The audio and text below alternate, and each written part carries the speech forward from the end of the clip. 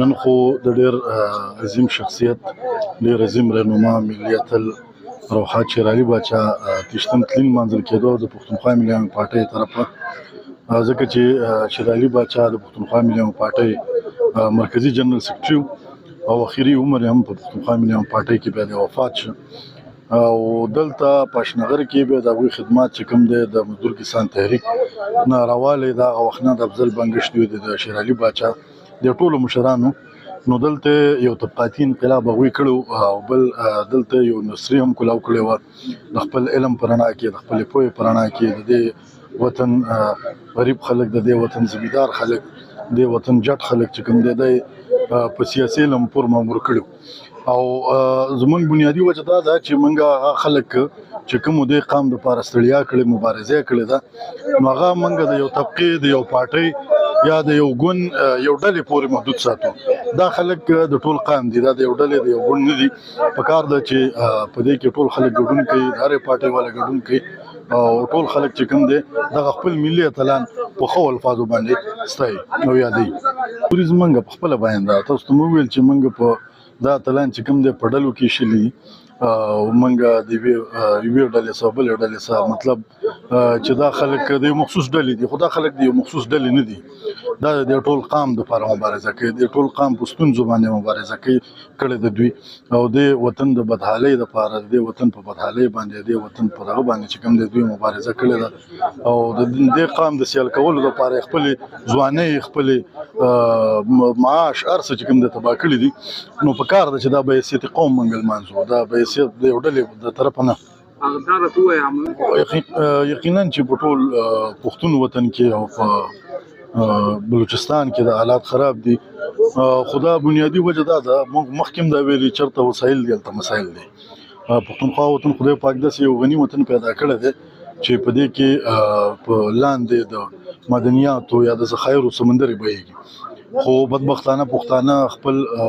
وطن نه پیژني د خپل وطن شتمنۍ نه پیژني د خپل وطن اختیار نه پیژني ځکه موږ ته د حالات دلته خرابېږي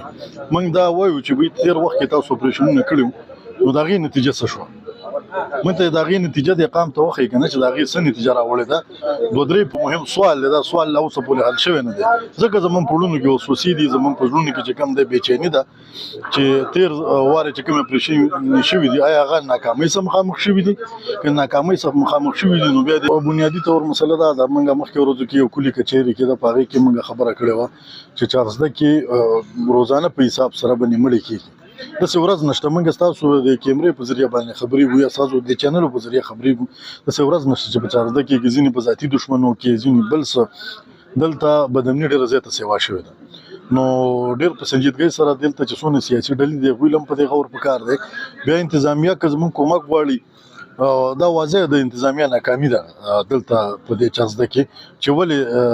دا کارونه کېږي یا ولې دا بدامني دومره سیوا شوه چارسده خو یو سیاسي ګړو د سیاسي یونیورسټي ده دلته نه به سیاسي زده کړې خلکو کولې دې نه سیاسي تحریکونه پورته شوي که د باچا خان بابا په خدای خدمتګار تحریک په شکل کې که هغه د حاجي صاحب تورنګزی که هغه د مزدور کسان تحریک په شکل کې دا دې خاورې خو سیاسي تحریکونه زېږولي دي نو پکار ده چې په دې باندې ټول سیاسي ډلې چې کوم دی د خپل عقل شریک دی یو بل سره او په سنجیدګۍ سره دې ته غور وکړي ځکه دا معامله ډېره خطرناک طرف ته روانه ده روزانه په حساب باندې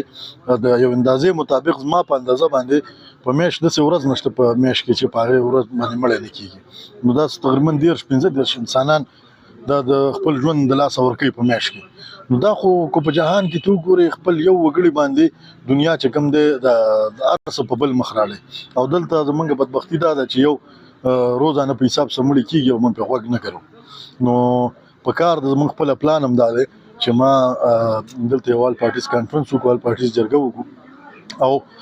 دلته چې کوم انتظامیه ده یا چې کوم متعلقه خلک دی هغوی ته خپل مطالبات کېدو مخې ته